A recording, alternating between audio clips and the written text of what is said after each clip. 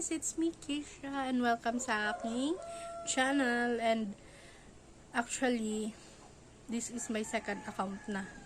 Kasi yung account ko dati hindi ko na mabuksan.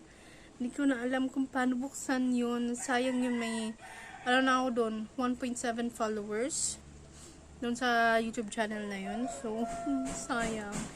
And ayan, pasensya namin. Maingay, may gumagawa sa kabilang bahay. Pinalitan ng yero. So, ngayon, today is my first day na mag-vlog ulit after 2 years. At I think 2 years ata. As in, nag-stop akong mag-vlog. Dahil din, nagka-work ako. And now, wala na rin akong work. Mag-isang taon na. So, I decided na magbalik vlogging na ako. So, ayun guys, na-miss kong mag-vlog and hindi na ako sanay mag-vlog talaga. So, ayun yan na. Masasanay na rin naman ako. Masasanay din ako pag tagal. So, yun lang. So, for now, ginagawa ko is wala. Nagluluto lang. Nagsasaing na ako ng kanin. Magluluto na rin ako ng ulam ngayon. And maglalaba din sana nga ako ngayon. Kaso nga lang, naalala ko, enrollment ng mga bata.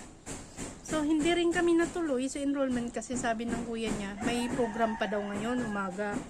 Pero, let's see, ngayong hapon or bukas ng umaga na lang. So, yun lang yung ganap for today. So, ayun, antayin ko lang magkulo yung sinain ko din. Luluto ako ng kanin. Ay, magluluto ako ng ulam. Shit.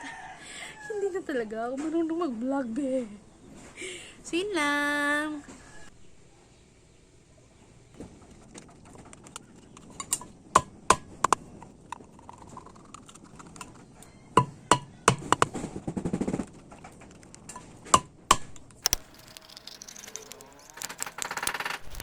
Ayan, luto na. So,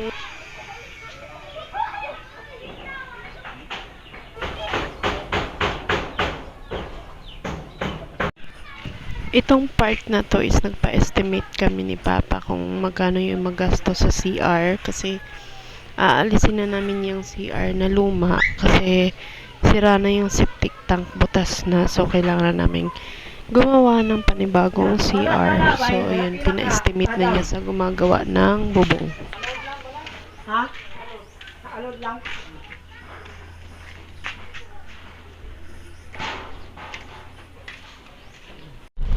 So, dito na clips, nagro-road test kami ni Papa sa ginawa niya sa sasakyan.